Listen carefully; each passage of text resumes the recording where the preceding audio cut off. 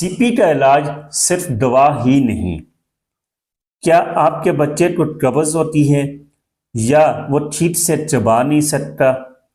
جانیے وہ 5 سپر غذائیں جو دماغی فالج کے مریضوں کے پٹھوں اور دماغ کو نئی زندگی دے سکتی ہیں۔ السلام علیکم، میں ہوں ڈاکٹر راجہ نوشاد یونس۔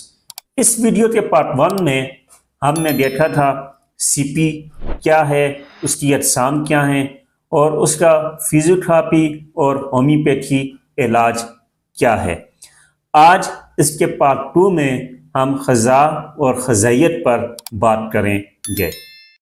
سی پی کے بچوں میں حرکت کی کمی، چبانے اور نگلنے میں مشکل پیش آتی ہے، جس کی وجہ سے وہ اکثر غذائیت کی کمی اور قبض کا شکار رہتے ہیں۔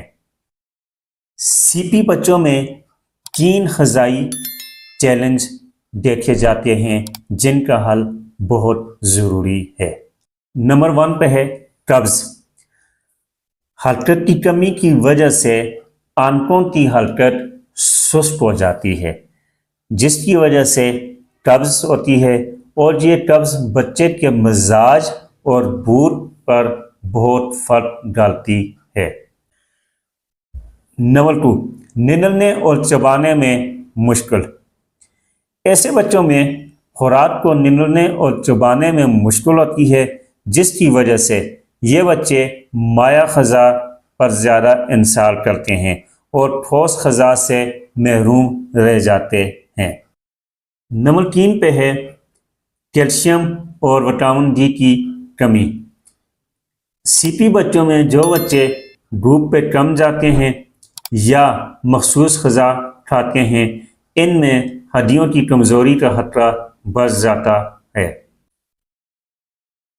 اب آتے ہیں ان 5 غذاؤں کی طرف جو بچے کو آپ آسانی سے دے سکتے ہیں۔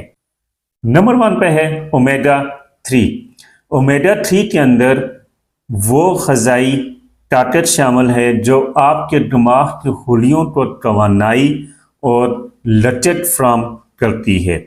اس میں شامل ہے مچھلی، اخروٹ کا آئل، السی۔ دوسرا پوائنٹ ہے صحت مند چکنائی، اور اس میں آپ زیتون کا آئل استعمال کر سکتے ہیں جو کہ بچوں کی کیلوریز کو پورا کرنے میں بہترین رول ادا کرتا ہے۔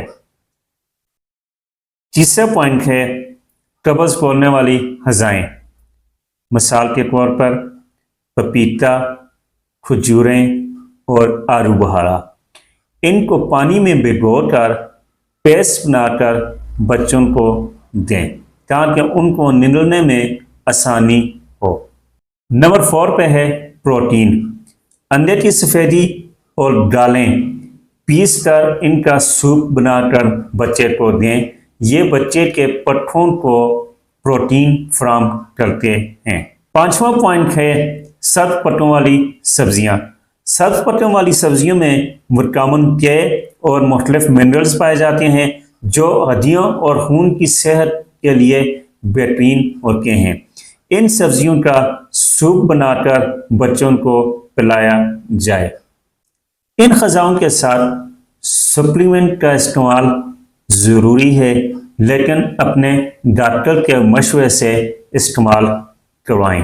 مثلاً کوئی ملٹی وٹامن جو آئرن، کیلشیم اور زنک کی کمی کو پورا کرے۔ ہمیشہ بچوں کو کھانا کھلاتے وقت صبر اور آرام سے کام لیں تاکہ ان کو چبانے میں آسانی ہو اور خوراک نگلتے وقت سانس کی نالی میں نہ چلی جائے۔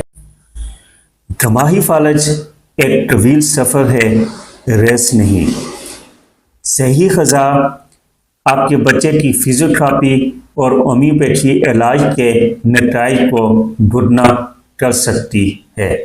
آپ تنہا نہیں ہیں۔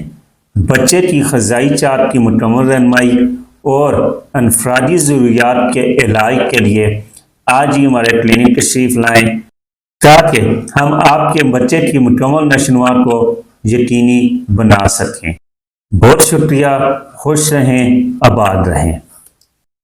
इस वीडियो को लाइक करें, हमारे चैनल को सब्सक्राइब करें, बेल आइकन जरूर प्रेस करें हमारी न्यू वीडियो सबसे पहले देखने के लिए। सब्सक्राइब करने के बाद ना घंटी बजा देना, ताकि जब भी मैं कोई न्यू वीडियो अपलोड करूं तो तुम्हारे फोन की घंटी भी बजे।